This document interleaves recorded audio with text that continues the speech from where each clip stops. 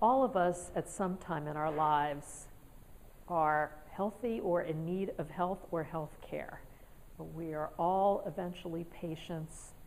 We have families and loved ones who are going to get sick and in some cases die. We all understand that investing in biomedical research and development is going to benefit all of us as individuals and all of us collectively. And the call to so many of us, particularly those on the board of Research America, to do what we can to invest in health-related R&D is so compelling. And it's an honor to be associated with the organization that is making that case day to day for U.S. policymakers and for the U.S. public.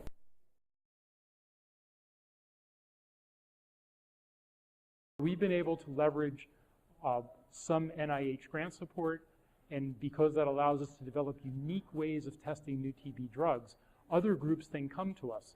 The Global Alliance for TB Drug Development, of public-private partnerships, comes to us for a lot of their other projects to test their TB compounds because we've innovated and made new tests, again with federal government funding.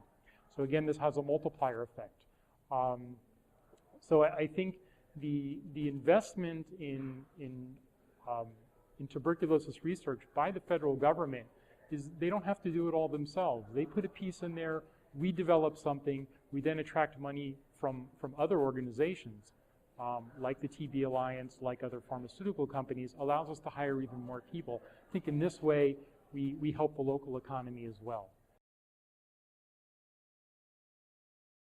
It became clear that there was this broad community of global health organizations. In fact, there are more than 200 in Washington state. And if we are all working independently, we'll get some things done, but clearly we can do more together. And the whole notion of the rising tide lifts all boats is what drove us together. And then we developed a strategic framework to help think about what we could accomplish together. And I would say the critical component to that was that all the leadership was willing to collaborate together and set aside some of their competing agendas for the long-term goal of improving health for the most vulnerable people.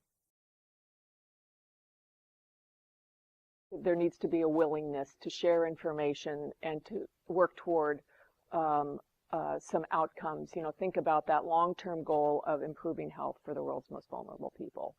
And then number two, you think about how you're going to do that. So what's going to be advantageous for them? Enhancing research collaborations. So we did a mapping study to figure out where people are working, what their areas of expertise are, so they can easily access that information to find additional partners and to get help, as I say, working in other countries. The third component was the second component is raising public awareness and advocacy.